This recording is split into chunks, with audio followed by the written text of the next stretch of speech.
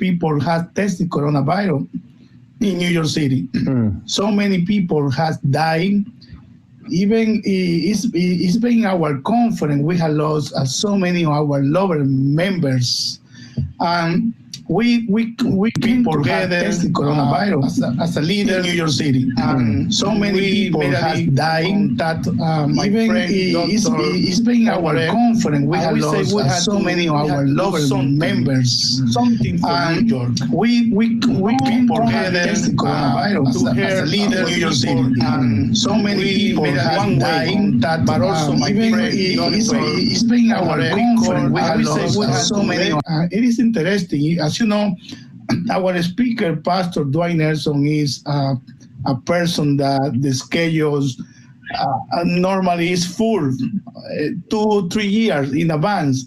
And we called him about 2 weeks ago. He was laughing. What? Like, it's true that you call me for do something in the week? And he asked, give me a time to pray. And in less than 1 day, we will see answer from him. Yes, the Lord spoke to him and said, you have to come to New York. And now Pastor Honoré, Pastor Crespo, we are working together. And then now the 6th conference of Atlantic Union are on board. Great. My friend from New Jersey Conference, Pastor Jorge Agüero, called me and he said to me, we are close, New York and New Jersey. Why not New Jersey? And now New Jersey, and also now some people from Florida has called me and from different states to say that they will join. That means that our program, Hope Healing for New York, definitely will be a wonderful blessing. I would like to say thank you, Pastor Dwight Nelson, for accept our invitation. All right, great. Let me give Dr. Honoré the opportunity to jump in right here, and then we're going to hear from our speaker for this series, Dr. Dwight Nelson. Dr. Honoré, come tell us, what is your expectation from this collaboration with this program, Healing Hope, right here in New York? All right, I think I'm not hearing your audio, dear. You're unmuted, so all right. You're not. Check your settings on the audio, dear. All right, not hearing him. All right, we have a little bit of technical difficulty with Dr. Honoré, dear. Okay, but the dog, let me tell you something. And now this program has become like a union program. And we have received support from the union administration. And so many people are involved in the program. I can see Pastor Nelson that we have come as a family to work together to do something great for Jesus, something great for our people. You know,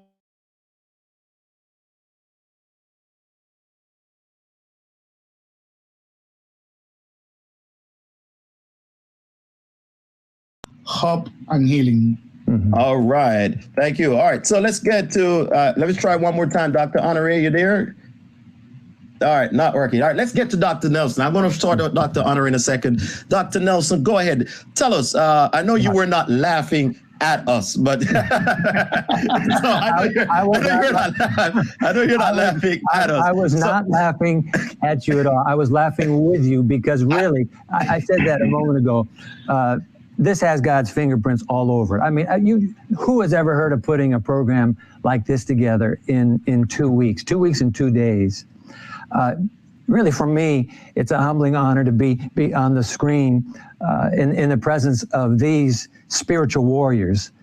You men and women that are on the front line of this coronavirus COVID-19 pandemic in the epicenter for this nation.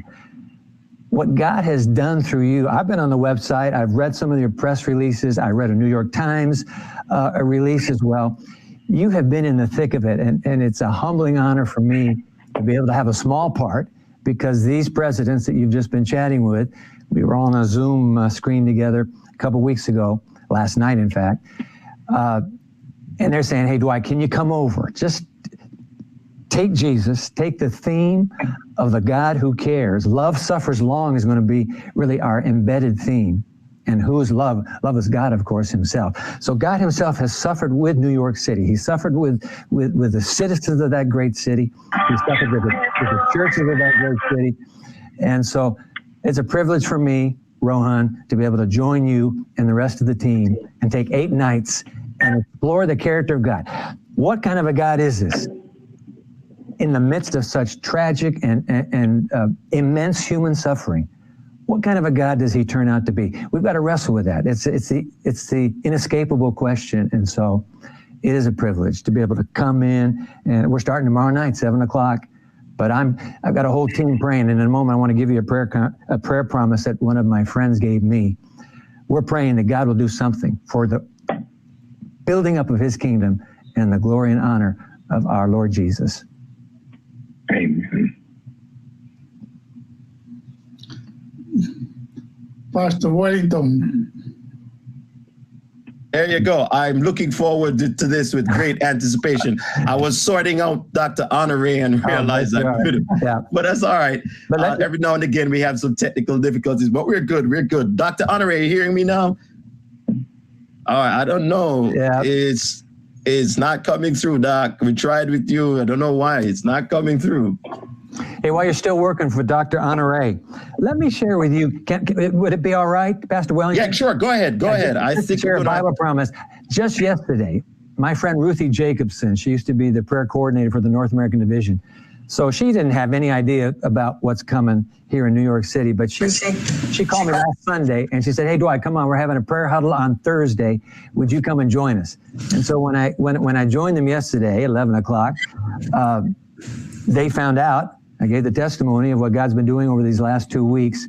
And she gave a promise I have never heard before in my life. Now, I've read the words, but I never saw them as a promise. And would it be okay if I this is Pray for New York. Isn't that the theme for tonight's subject? Yes, sir. Yes, sir. Okay. Yes, sir. So then it would be appropriate. Let me just share. Here's a prayer promise for all of us who are watching right now, for those of us who are huddled up in this electronic studio. Isaiah 45. Now this is incredible. Isaiah 45, God speaking, verse 2. Isaiah 45, verse 2, God says, I will go before you and will level the mountains. I will break down the gates of bronze and cut through the bars of iron, so that you may know that I am the Lord, the God of Israel, who summons you by name. Now let me tell you something, brothers and sisters.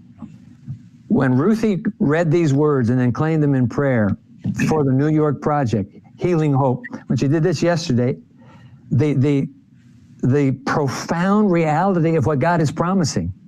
I want to just repeat that line. I will level the mountains and break down gates of bronze and cut through bars of iron. There is no pandemic with gates of iron that can withhold the advance of the supreme ruler of the universe, who is a God of compassionate love. I will break those bars. I will cut the gates. I will level the mountains. So what we're embarking on together tonight as we pray tonight, here's a promise from the Lord God himself saying, hey, boys and girls, my friends in New York, wherever you are right now, I promise you that I will cut through those bars. I will break the bronze gates and level the mountains. No pandemic can stand in the way of this God who has a broken heart for New York City and who longs to bring to this great city the deliverance and the healing that only he can bring. Oh, man, that's awesome. That's awesome. And I think we got Dr. Honoré now. So I'm going to ask Dr. Honoré to offer the prayer because we are out of time for this section. But I also want to highlight something. So those of you who are watching, you want to have the information about where you can find this. This will be nyhealinghope.org for all your resources that you want to know about the series. This is a time of renewal. This is a time of spiritual refreshing and healing throughout throughout this pandemic. And if you want to watch this live, it'll be live on auam.tv and on this very same platform right now that you are watching. So you can look forward for that. Starting tomorrow night at 7 p.m. Eastern Daylight Time. All right, Eastern Daylight Time, tomorrow evening at 7 p.m. Dr. Honore, we have you now, and we want to hear from you. Say something for us and offer a prayer for us as we close out this section before we move into the testimonies. We are delighted to be part of this program, partnering with Greater New York Conference. Northeastern and Greater New York have been working together on a number of projects because we represent the Seventh-day Adventist Church in Metro New York. So we're on board, our pastors are on board, our churches are on board. We're looking forward to tomorrow night.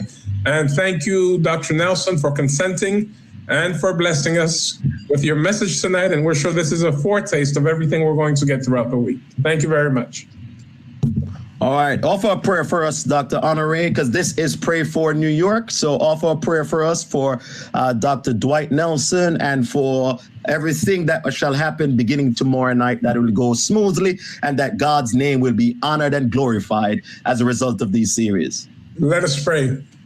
Heavenly Father, we want to thank you for your kindness, for your love. Our city has been shaken and tormented, but tonight you bring us hope, you bring us healing. We thank you for what is about to take place at a time when thousands of souls, whether they be atheist, secular, Jewish, Hindu, Muslim, Christian, whatever, they're looking for answers. And those answers can only come from you. Mm-hmm. We pray that you will anoint your manservant with power, with dynamic effervescence to preach the message of hope that we need to hear. And we know that that hope is Jesus Christ. Be, Lord, with every household that will be receiving the signal, every computer, every tablet, every phone, every gadget, where this message will be heard, so that its words have impact on the hearers. May your Holy Spirit from now predispose the hearts and minds to the messages that will be spoken, so that when the appeals are made night after night, hundreds of souls throughout this nation, throughout this region, throughout the city, can give their lives to you. We pray for New York. We pray for hope. We pray for healing. We pray for your servant. In Jesus' name we pray. Amen. Amen. Amen. Amen. All right. Thank you very much. And we know presidents, they've got to jump on some other calls because, you know, this is there's a lot happening tonight. So thank you, President Beres and Honore, for joining us.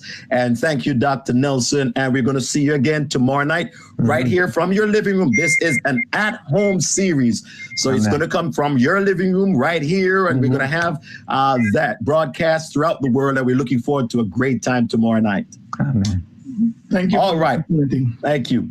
All right. I want to go ahead, Doc. I just want to say how happy I am to see my brother, Alanzo Smith. And I'm waiting for the testimony. When I was sick, he was one of those who prayed for my healing. And we're so delighted that he's on tonight. Thank you. If you can stay, you can stay for it. I know, but you got to go. But I tell you, you've got two testimonies right there of God's deliverance. Thank you, Dr. Honore. God bless. Thank you. God bless. All right. So we want to talk about this gentleman here. You may not know him by, you can unmute yourself, sir. You may not know him by face, but you may have heard about him by name.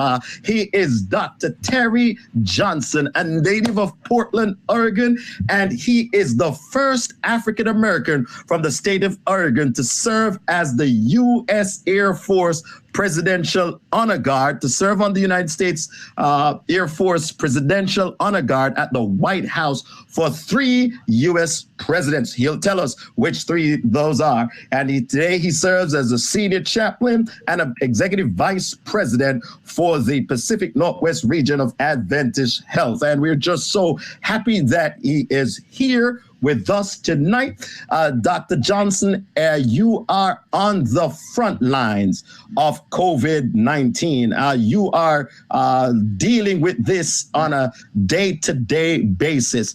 And we are just so thankful that you are with us tonight. Tell us a little bit more about what you experienced on the front lines there on your hospital. Okay, before I do that, I just want to say a special hello to New York. I interned twice in New York in Northeast Conference. I was with the Real Truth Crusade after I had gotten out of the military. And so I was part of the crusade they had in Queens, and then another one that they had in the Bronx. And so New York is something that's very close to my heart. I still remember the lessons and the great people that I met. I'm in charge of the chaplain for the Pacific Northwest region. And what we're finding out is that we are ministering to the people and also to the family. Because if a person comes into the hospital, you know, someone's most likely brought them there, and then they're telling them that they can't go in with them. And you can just imagine how that would be if your loved one was taken away and they tell you you can't even physically go into the building and you have no idea what to do. And so we have trained our chaplains to minister to the family. We will be the ones that will talk to the doctors, the nurses, and then we'll go to the cars and get their cell phone numbers and just let them know exactly what's happening. Another thing that we started to do with our patients is that if the family requested music, and they may say that no, they like gospel music, and then we will try to bring an iPad in there, even though the person may be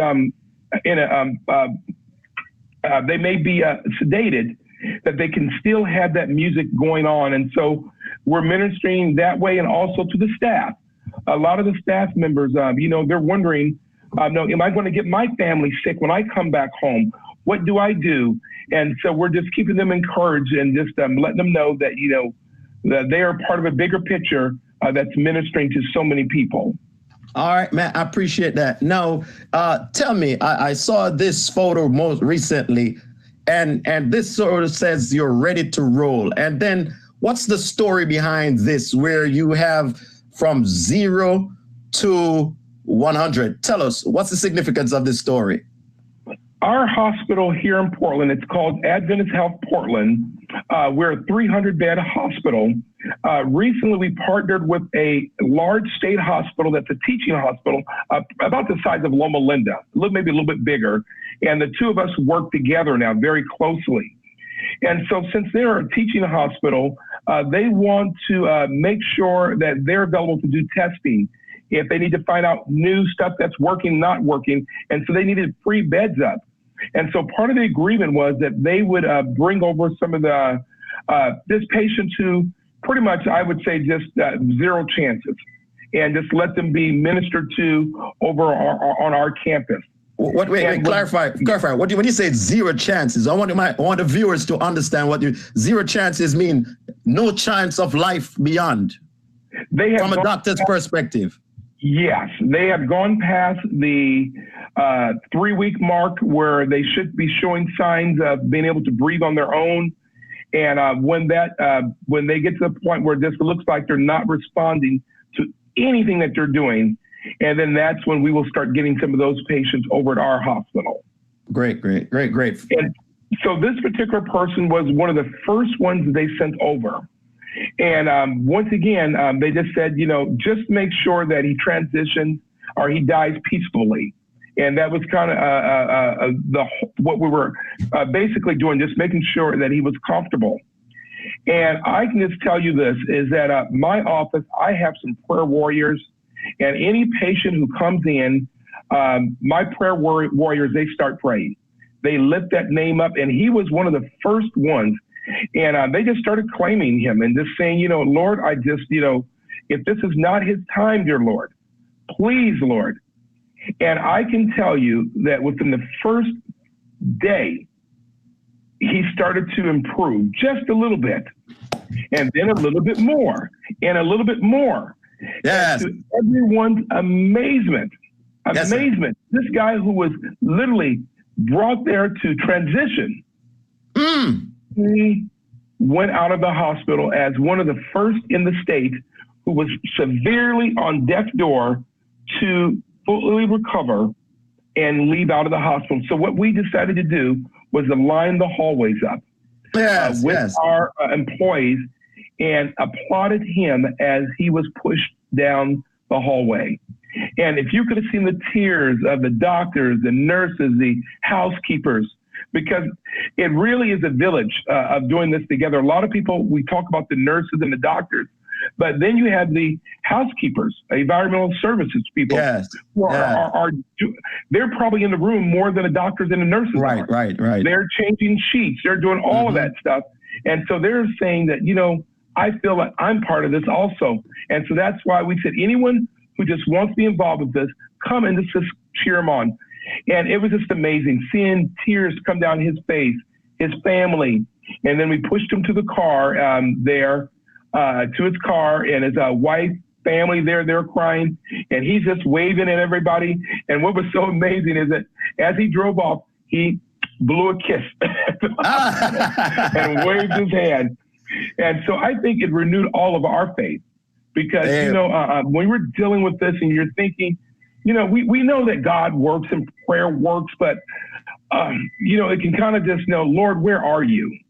And to see God come through like this, it just awesome. Motivated all of us.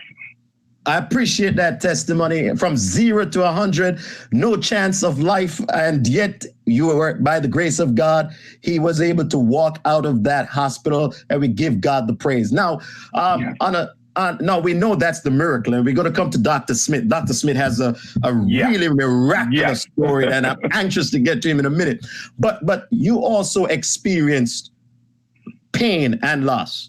So in the next 2 minutes, as we before we get to it, in the next 2 minutes or so, you know what? Let's play this video, and then we'll talk about it on the other side. You had your cousin, I think it was. My first cousin, and he was also a military man, just like us. He was in the Navy, and he succumbed to COVID-19. And in his honor, we will play this news coverage. 66-year-old Lawrence Riley served this city as a firefighter for more than 10 years. Our Stephanie Haynes spoke with his family, who sadly can't even grieve together right now. Elvon Riley says it all happened so fast. His father, Lawrence, started getting sick last Thursday. It got to the point where he couldn't walk. He went to the hospital Monday night where he tested positive for the coronavirus. Elvon wasn't able to say goodbye. Any message that we did have for him, we had to pass it along to the nurse to whisper in his ear because they had him in a coma on the breathing machines. Now Elvon grieves alone as he, his mother, and siblings must quarantine. It's a sacrifice Elvon is taking in stride because his father taught him to be strong. Lawrence served in the Navy during Vietnam and spent 12 years as a Milwaukee firefighter. What was he like? He was everybody's brother, everybody's dad, everybody's uncle. He was amazing. My dad was truly one of a kind. Elvon says his father has underlying health issues, but how he got the virus is still a mystery. That's why he wants others to do their part to stop the spread. It's real now. I lost my father because of this. We need to educate ourselves, and we need to be better. There's no way to know when they might be able to hold a funeral. For now, they are focused on Friday, when Elvon says they can all hold each other again. We're going to be reunited. You know, just because we're close to each other doesn't mean we don't love each other. So the best thing you do for your family is to follow the procedures. In Milwaukee, Stephanie Haynes, TMJ4 News. All right. Sincere condolences to you, Dr. Johnson, on the passing of your cousin. And tell us, in his honor, as the first one to die in that state and that city, town, from COVID-19, tell us what was he to you, and what did he mean to you? And then we'll make the transition to Dr. Smith. He was like a big brother. He really was, just the spitting image of my uncle. And so every time I would look at him, my uncle who had passed away around 15 years ago, you look so much like Uncle Joe. And so that was just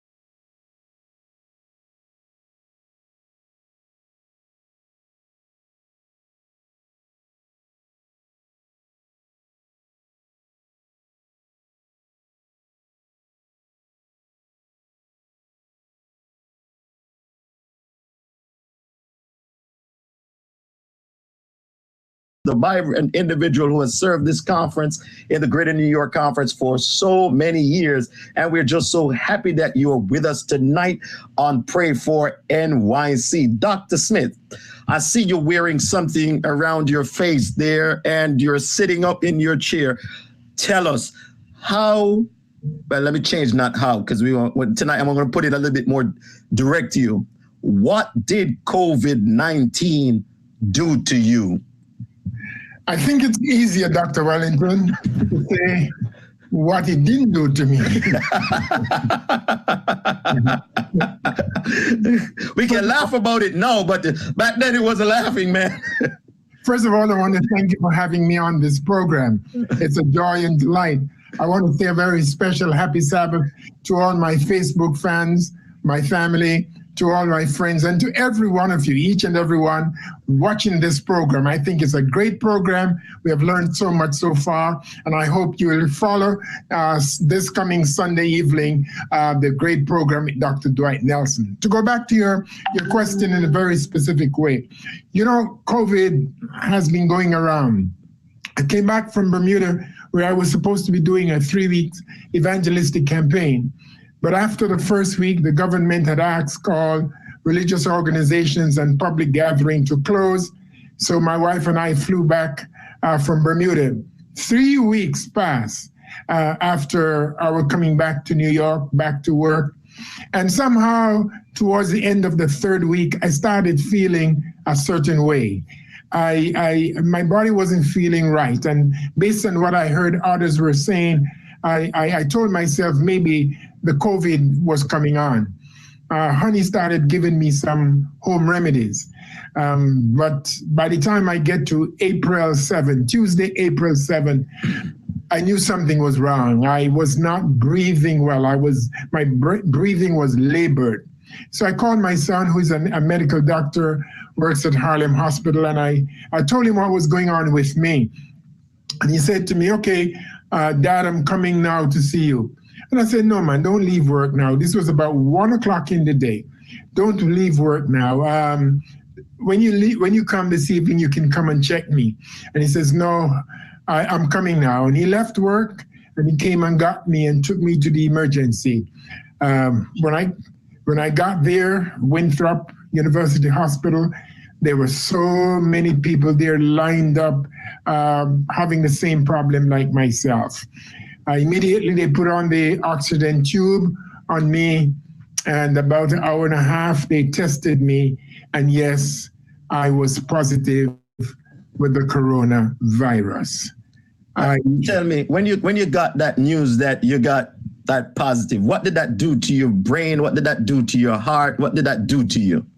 You know, I tell you what, because I was struggling so much to breathe, I was more focusing on what was happening to me, why I cannot breathe properly.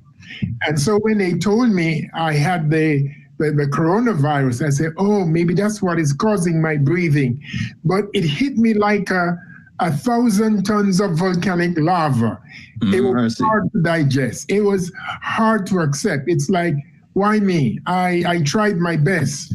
Social distancing and everything. At first, it was difficult to comprehend. And you had to make that journey for that evening in the hospital. And as you were diagnosed with the COVID-19, where did it take you from there? Were you able to just say, all right, I got the diagnosis, I'm going back home to Honey, as you call her, or were you sentenced? I'm sorry, were you placed in? You're correct. The first Dr. Wellington, you're funny. Yes, I was sentenced literally. I was sentenced to what I call my COVID room. When they took me up into the room and I took my clothes off and put on the gown, it was at that point it really hit me that I was sick. This was the first time in my life since I came to this country that I was being admitted in a hospital. Prior to this sickness, the only thing I take was vitamin C, nothing else. So I have never experienced any real sickness during these years here in this country.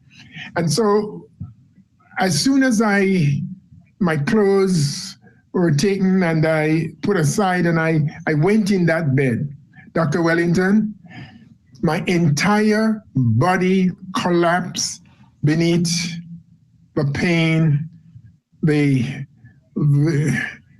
all that was happening to me. I collapsed in the bed and started sleeping. It was as if a Mack truck ran over my body, and I was bruised and battered and broken. For 4 days, while I was there in that hospital, I didn't eat any food. I drank some sure that my wife sent me. For 4 days, Dr. Wellington, no one touched me. And by the way, I took up your offer and I'm working on my sermon, and that's the topic of the sermon. Nobody touched me. Nobody touched me. Nobody touched me. That's going to be a powerful sermon. I'm looking forward to hearing it.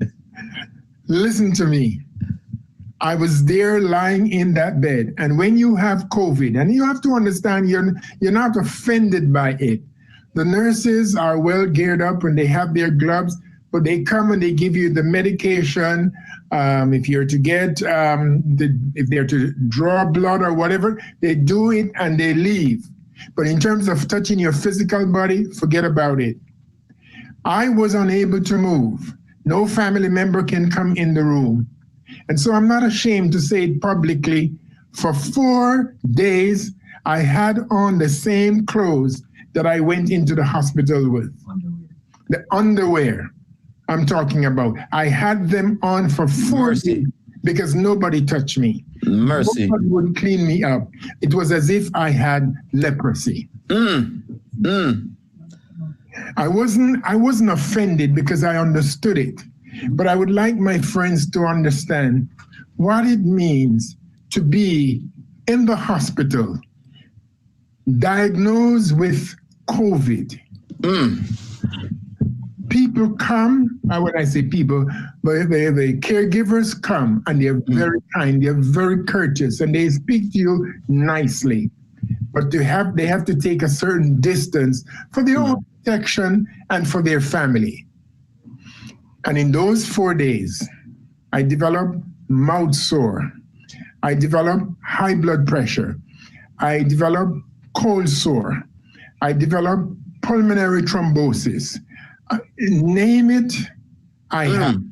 As a result of your time. So how long did you end up staying in the hospital for the whole total time? I stayed there for 18 days. 18 days. 18 days. With that oxygen. And how much oxygen were they giving you at that time? When I got into the hospital and they hooked me up with this, it was not enough to supply me with the amount of oxygen I needed. And so they had to put that plastic mask over. And so I was getting oxygen from 2 sources.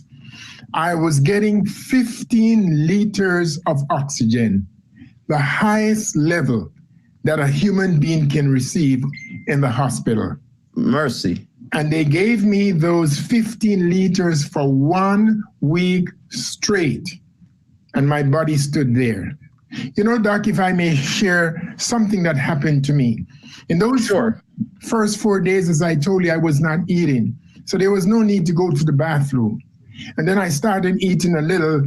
And the first time I felt the need to go to the bathroom, I had to call the nurse to come and assist me. Because the tube that I have, my oxygen tube, is hooked up to my bed, the back of my bed. Right.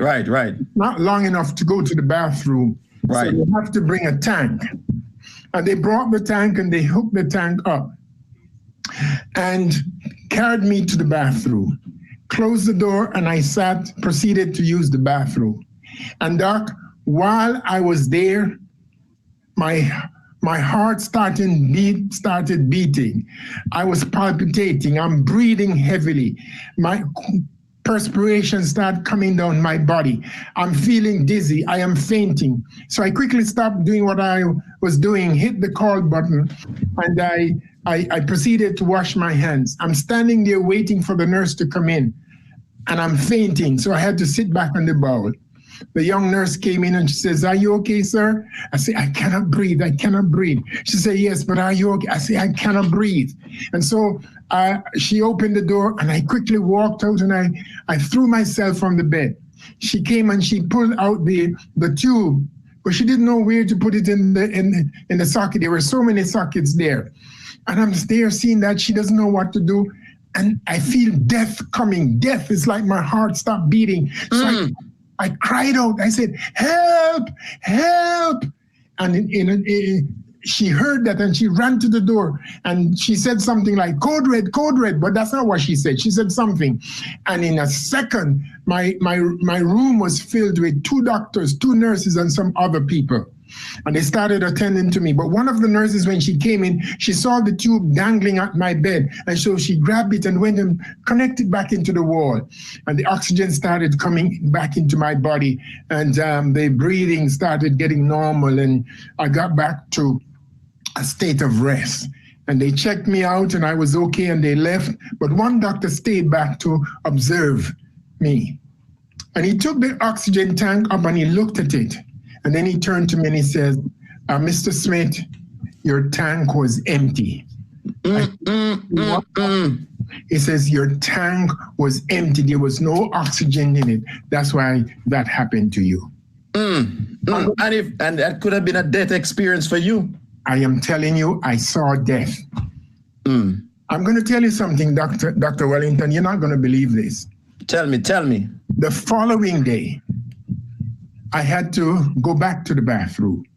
I called the nurses and they brought another tank. I know it's a different tank because the first one, they left it right there in a corner in the room. So they hadn't taken it out of the room. Anything comes in a COVID room does not go out. It stays in or goes in. So they brought another tank and they did the same thing. They hooked me up to the tank, took me to the bathroom, closed the door, and I proceeded to use the bathroom. And as soon as I sat down, perspiration started, my heart is beating, everything is happening again. So I quickly hit the call button, wash my hands, and I'm there waiting for them to come. And I'm fainting again. I'm literally fainting. I sat down on the boat and I just felt my body giving way. The nurse came and opened the door and she saw me slumped down on the boat. And she quickly come and helped me to the bed, and she disconnected the tube from the tank and put it back into the wall. And then my body started coming back down. A second time? The following day, a second time. Mercy. And he checked me out and I was okay. So he took up the tank and he looked at it. He says, "Mr. Smith, they gave you another empty tank." Mercy.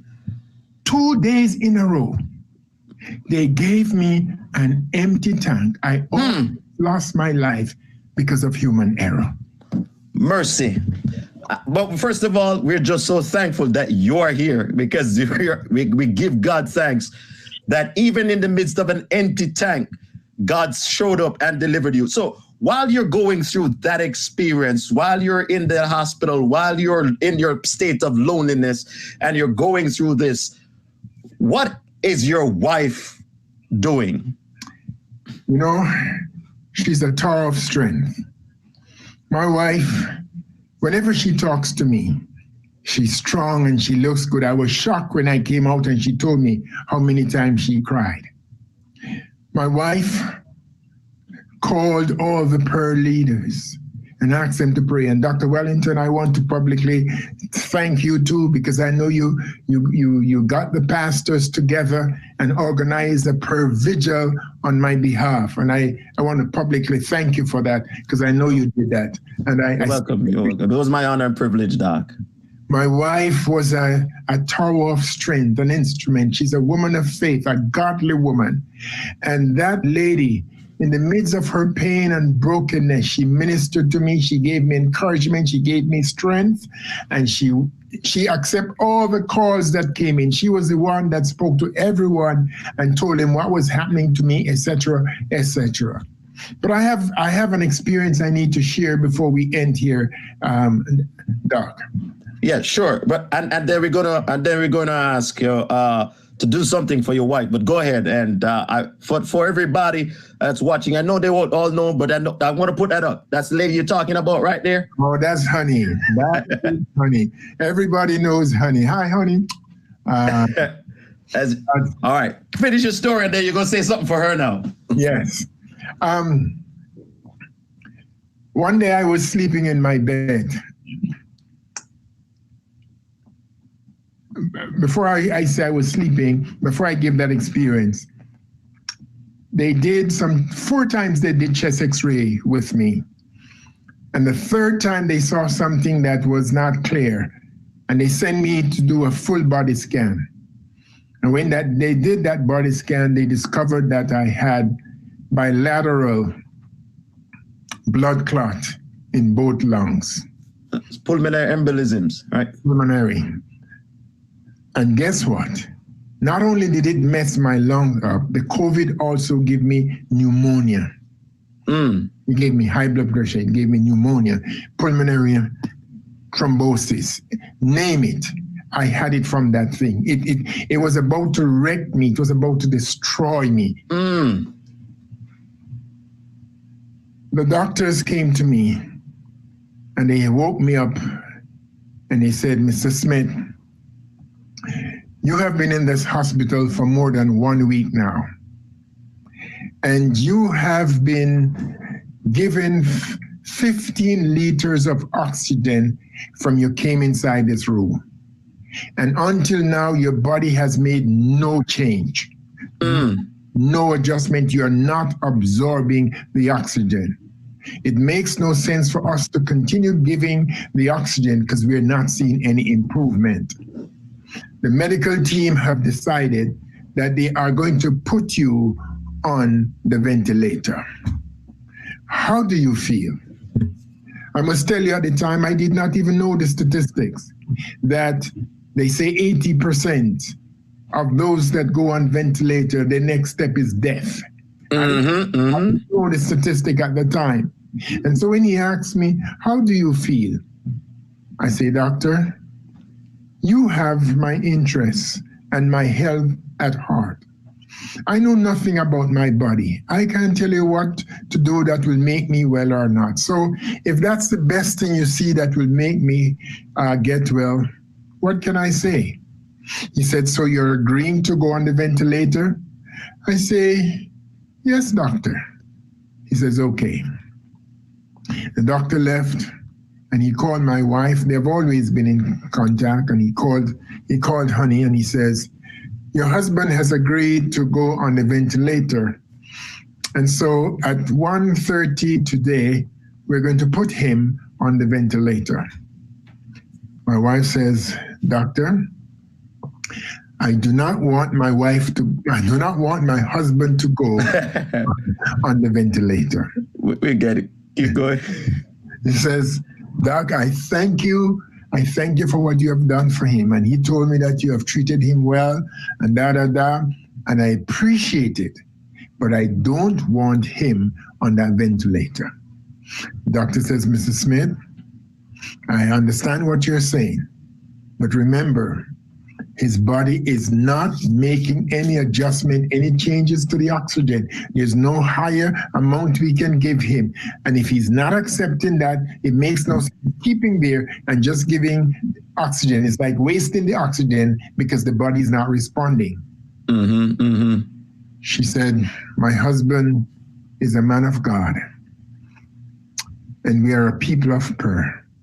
And I will go back and pray to God to help him, to heal him, to do something, but I don't want him on that ventilator. The doctor says, Mrs. Smith, we both want the same thing for your husband. We both want the same end result. She says, yes, doctor. The only difference is I don't want it via the ventilator. He said, well, we have to make that decision at 1:30. because we are not prepared to just keep him on the oxygen, and the oxygen is doing nothing for him. And he hung up the phone. They ended the conversation. My wife, she started crying. She cried, and then she composed herself. And she went on the telephone and she started calling people. She started calling prayer warriors, Jamaica, Bermuda, all around here in the United States, Canada, everywhere. Pray for my husband. Pray for a miracle, because they are about to put him on the ventilator. And you know what that means. We need a miracle now.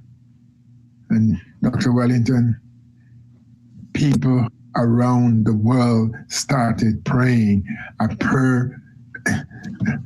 It's like, as someone said, the prayer line in heaven was jammed with prayers ascending on high. God's people went down in sackcloth and ashes, and they prayed and they prayed. They poured out their heart, begging God to spare my life, begging God to do something. People like Dr. Manders from Bermuda, Mrs. Bears, former prayer team among the office staff. You were a part of it there, Doc. Everybody just came together and started praying. My mother in Canada, Mom Campbell, Doctor, people all over. And let me tell you something. When the doctor spoke to my wife, she had 3 hours to get back to the doctor. 3 hours. Ventilator or take him off the oxygen. Pick your poison, whichever one you want. There was only 3 hours the people had to pray. 1:30, they're going to put me on the ventilator. At 1 o'clock, my son called the doctor to ask the doctor, where are you on your decision for putting my dad on the ventilator? Where are you now? And listen to me, folks. The doctor said, what? Ventilator? Oh, forget about the ventilator. We're not thinking about ventilator anymore. We just went and checked him out, and he has made a drastic change for the better. Glory to God. We're not putting him on the ventilator anymore. We just checked him, and he has made a tremendous change for the better. What did not happen to my body for more than 1 week? Yes. 15 liters of oxygen in 3 hours. Yes, sir. God's people went down in sackcloth and ashes. God heard their prayer. Yes, sir. Changed my life, that a doctor could confess in a COVID hospital that my body made a drastic turn for the better. Yes, yes, sir. Oh, thank you, Jesus. Glory to God. Glory to God. Glory to God. This is a moment where we give God the praise. Yes. Because God has brought you through this moment. But I'm going because we're running out of time. But I want to do something. I want to ask you to say something. This is a moment that I'm going to bring somebody on right now to offer a prayer for you and for your family. We're going to be getting 2 prayers because this is Pray for NYC. And we're just going to do that right now. But let me get this here.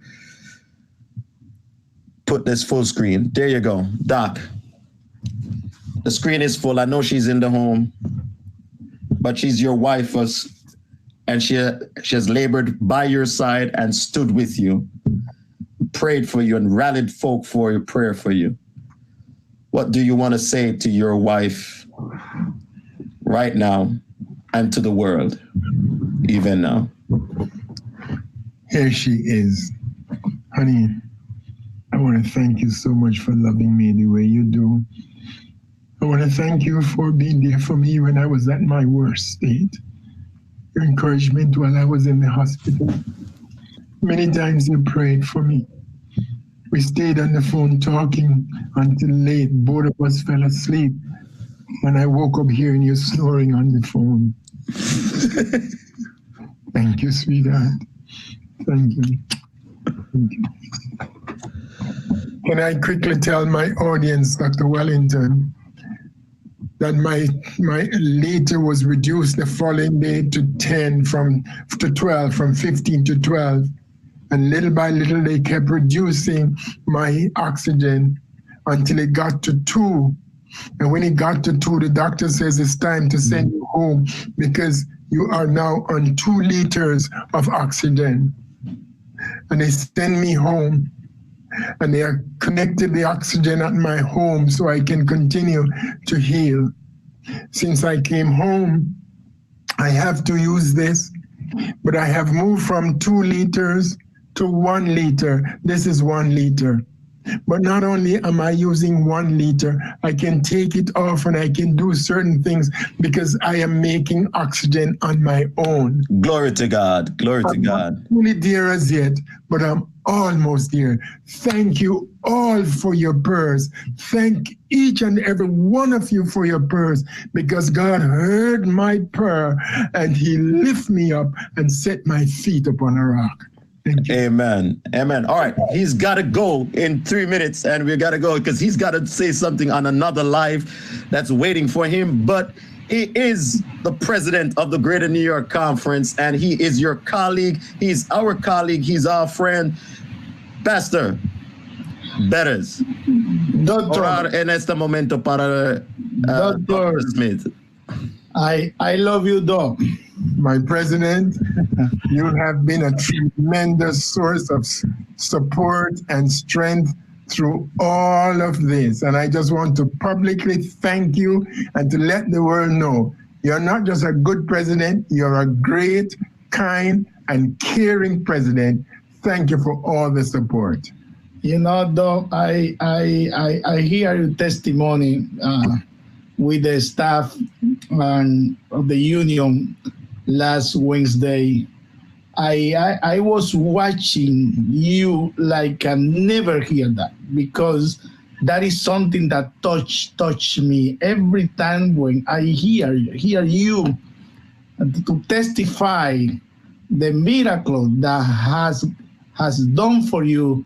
That is something that touched me, because I said, if God did that for you, that means that he can do it for so many people, so many people of his children in our conference, in United States, in other places. I am, my wife and I am very happy to see you now and to testify everything that happened with you. Thank you so much. Let us pray. Dr. Wellington, is it time to pray? Yes, sir. I'm just going to add in Dr. Terry Johnson is back with us, and he's going to be offering a prayer also at the end. And so we're going to get Dr. Bears. You could go ahead and offer the prayer. Okay. Before pray, don't forget the program that we start tomorrow at 7 p.m. Yes, sir. That is a program that definitely will be enjoyed. Yes, sir. Heavenly Father, thank you for this great opportunity to come through this program to hear the testimony about a miracle that only you can do it, something like that. We come to say thank you, Jesus. We are very happy to know that very soon, no more COVID-19. Very soon, no more hospital, no more death, no more funeral, because we will live with you in heaven. Amen. I'm waiting for this special place where we will live for the eternity. I want to say thank you, thank you, thank you. And I pray, oh Lord, for all our members in the York Conference, not only in the York Conference, but also all our brothers and sisters and friends. Lord, I ask you give us a special blessing. In Jesus' name we pray. Amen. Amen. Amen. Thank you very much, Mr. President. I know you got to go. Dr. Smith, stick with us still. We're going to close off this program. We're going to have to go just a couple of minutes over. We won't be long. Dr. Smith, Pastor Barry's had to run. So, Dr. Terry Johnson, we are going to just close off with you, back with you on. I'm going to put Dr. Smith just backstage for a quick moment. Then I'm going to move on over. There we go. Ready for a round table. All right. This is something we do with our special guests. You just heard the wonderful testimony. Oh, I am just, for me to work in a hospital every day, to hear his story, I'm just reminds us God is in control. And just Dr. Smith, just thank you. Oh, awesome story. And I just see that, God has a way of working and allowing us to go through some situations so that he gets the glory. And by our story, somebody's life is encouraged, because I know I'm encouraged by his testimony. Now, and I know you're giving hope to those in the hospitals, and thank you for what you do. Now, before I get to the round table with you, which is just going to be 2 or 3 questions because we passed time, let me ask you about this, because I could not have a man of your eruditeness on this program and not, and not ask you about, all right, let's go, let's choose this photo. All right, tell me, what's so significant about this photo?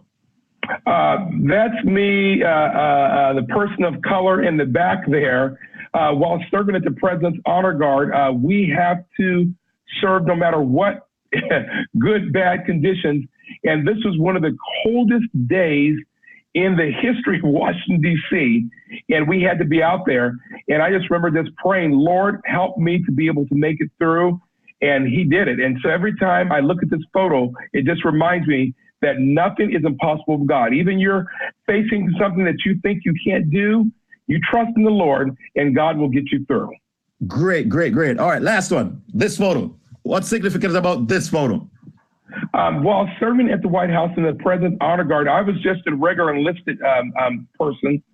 And the gentleman there by the name of Colin Powell, some of you have heard of him, he pulled me aside and sat me down and just said, Terry, I just believe that you can do more than what you're doing. I love that you're part of this. You're in the honor guard and all this, but I really want to challenge you to go to school.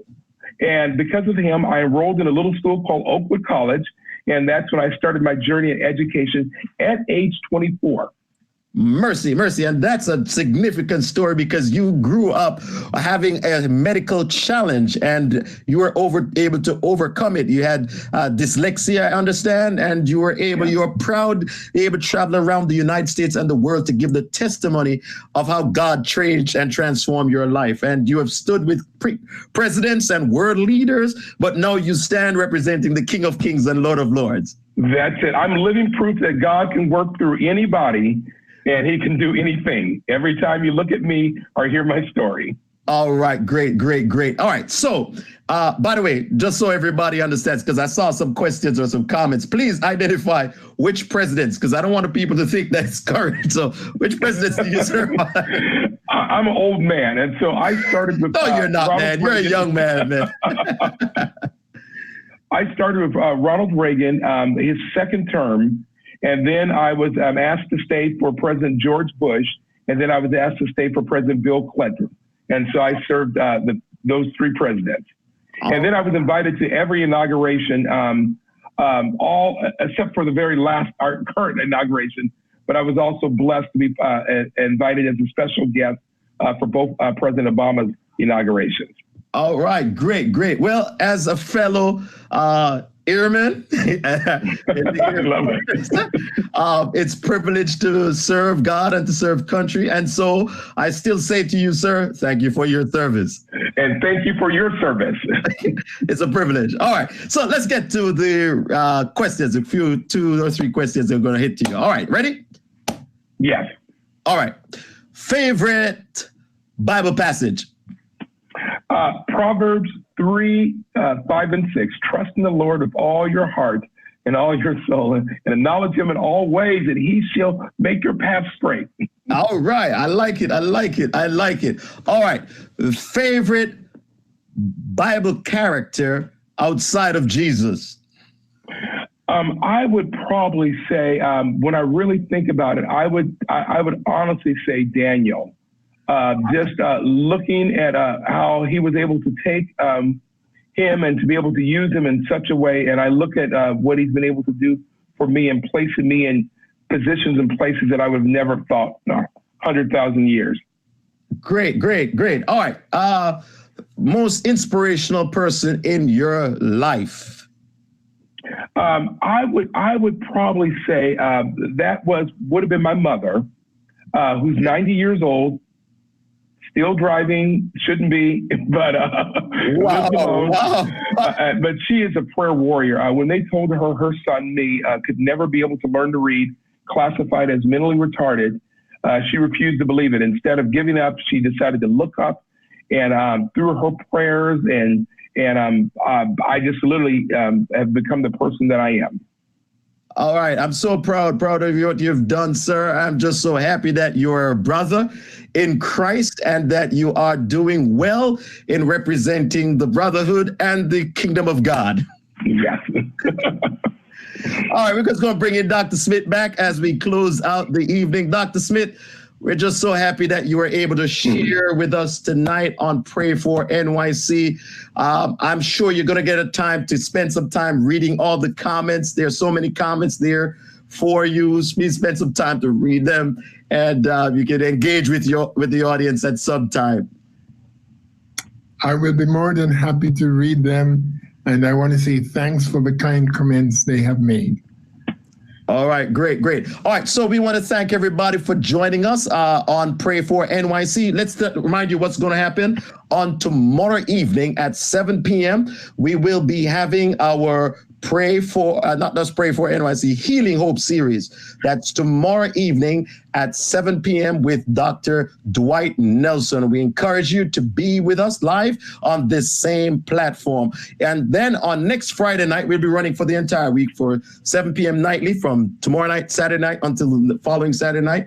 And so please be with us. And then next Friday night, if it's Friday night at 8 p.m., it is Pray for NYC, as long as we are in sheltered in mode. God bless you. Have a great night. Thank you to our panelists. Thank you to Dr. Terry Johnson for coming on, spending the evening with us. Thank you, Dr. Smith, and do have a great night, everybody. Thank you, and God bless you. And thank you, everyone. All right, sir.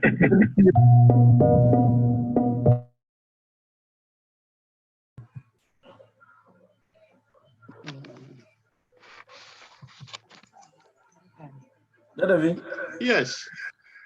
Pastor, can you pray with members? He will be coming in to pray. He's praying with the other church. He said you can just pray with the members online. He just called me from Hodo the kind online on TV. Okay. Yeah, you can just start. He will be joining us. Yeah, please, Ulama, online still. Because any song of your choice. Because thank you.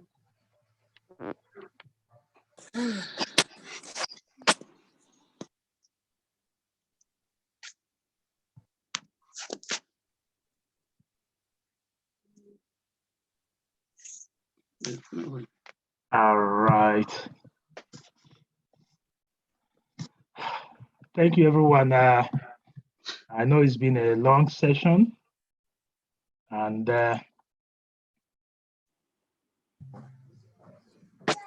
I'm trying to read all the comments. Yes, I hear everything, and we know love a touching moment. So a touching moment for us too as a church. The question is, why not everyone? But the Lord knows how he answers prayers, and he answers our prayers in different ways.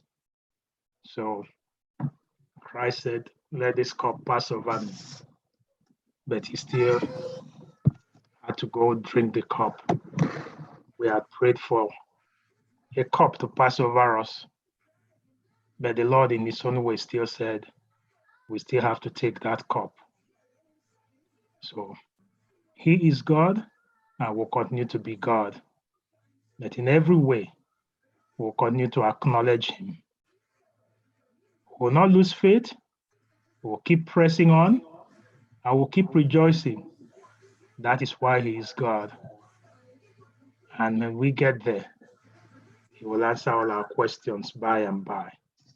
So again, for holding on till the end and hearing that. Above all, the main thing is that nothing will move our faith. Nothing will shake our faith. Let's remain faithful, no matter what comes our way. Thank you, everyone. Any other question for me? If not, please, tomorrow in the evening, our worship, Vesper worship from 6 to 7, then 7 to 8, and Agafe over to the Dwight Nelson program. And then that will be how our program get run through the week till Sabbath of the 23rd. So let us all continue. Then after that one, Anyalahukwa to 100 days of worship. So Abotangija run here through this time. So thank you, everyone. One, in the absence of any other question from Yoga Gala, let us bow our heads for prayer. Ezichian, Eibu Jehovah Nezie, Iwen Uzoli Jari Hediebube, Bofado Dofuanya, Bofado Buzoka, Ani Jirichea, Manozo Nile, Irikwi gosi ihe iji bụrụ chi n'ihi ka anyị asị gị nara ekele niile. Onye nwe Sabat ngwanụ lekwa anyị n'oge awa naanị ya. Gwere aka nsọ dokwa anyị n'oge awa ụbọchị izu ike ka ofe anyị bụrụ ihe a ga-enakwere n'iru. Ma ụtụtụkwa anyị ga-eri ọrụ sị gị biko ka ofe anyị ka ihe niile gaa n'usoro gaa ka ọma. Biko dịka nzukọ anyị nọkwa n'iru dasị gị biko hisicha anyị anya mmiri, hisicha anyị ike, nye anyị ịdị mma. Dịkwakwa nwaanyị onye nọ n'ụlọ ọgwụ bikwa iko gbukwara aka nsọ ụgwọ kọọcha nwa ogbede nwa. Onye ebere onye ọma edere anyị ezi ma ọ dịghị onye dị ka gị. Ọ dịkwa onye ọdọ ahụla adịghị ike. Biko anyị dịkwa eri akwa ọgwụgwọ biko gwọkọwachaa ya. Mma dịrị gị Jehova onye ọma. N'ụzọ anyị niile zute anyị n'oge awa ụbọchị izu ike ka ọ bụrụ oge a wee tụ mma nye aha nsọ. N'ezie edere anyị ezi ma ọ dịghị onye dị ka ya. Ka aha bụrụ ihe a na-enye ekele ugbu a na mgbe niile ebighị ebi n'aha Kraịst bụ onye nwe anyị. Amen. Amen. Happy Sabbath, everyone. Happy Sabbath.